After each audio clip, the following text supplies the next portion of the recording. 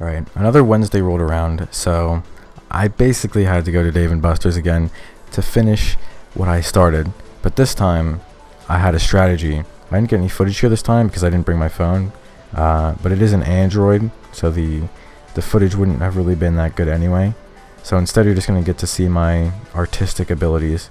Alright, so this is the strategy that worked. Not the strategy that I went in there with, but the one that actually fucking worked. So basically you want to aim at the mouth of the guy in the backboard. And at first I was aiming at the lower teeth and then kind of the upper teeth, maybe the tongue area, but just overall the mouth is where you want to be, and also kind of the nose even, because believe it or not, the milk jug, when you look at it straight on, it looks like it's completely flat, but when you look at it from the side, it's actually tilted to the back, so you need it to like basically instantly go in, otherwise it's going to roll out like almost 100% of the time.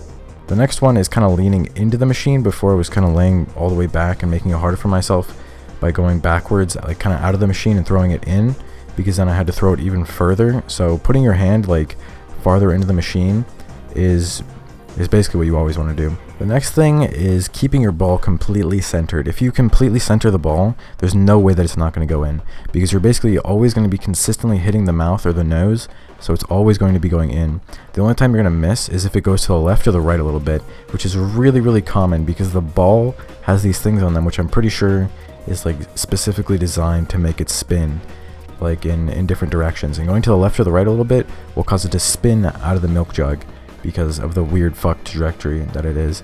So that's the main thing that like I've never seen.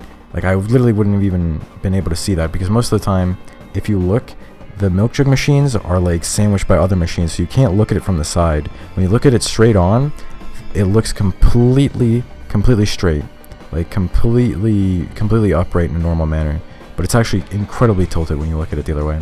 So I came in with a fucking plan. I went in and I actually started doing really well. After I found my groove, I was consistently getting like 2 or 3, and then eventually 3 or 4. Like I got 4 like a few times in a row. It was really good, but I never banged out a perfect 5. I guess I really need to practice a little bit. And I didn't drop too much money. I only dropped about a 20, as opposed to a 100 that I did last time. And last time I got 26,000, but this time I got about 10,000 extra, so I'm now at 36,000.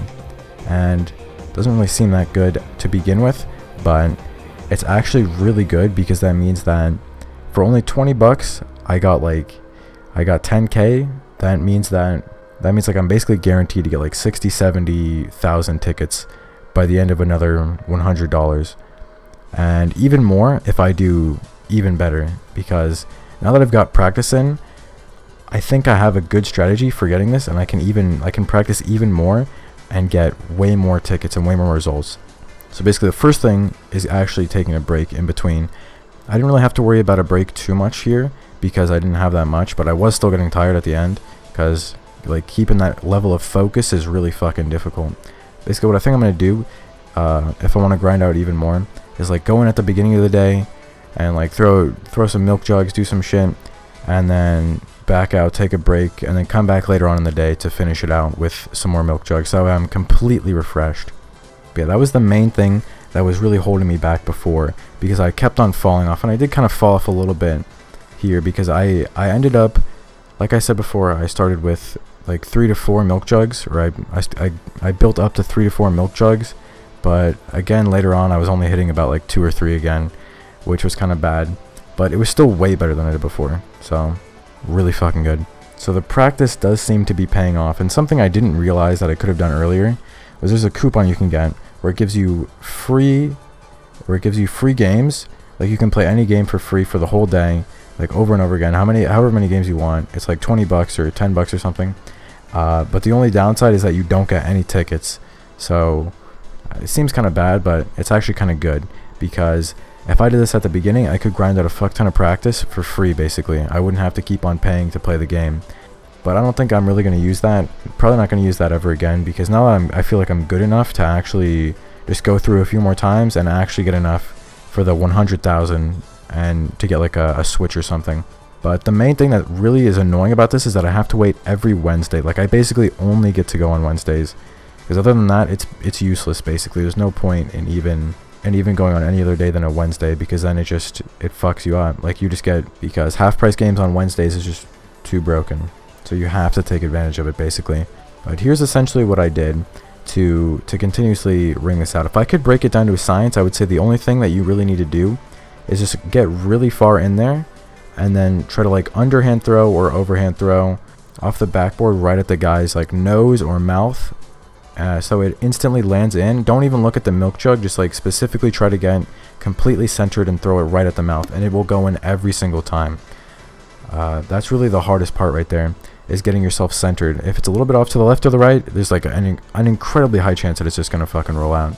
But I got it down. Like, once you get the idea in your head that it's like, oh, I need to like kind of barely throw it at like his mouth or his face and be completely centered, that's about it. That's all you really need.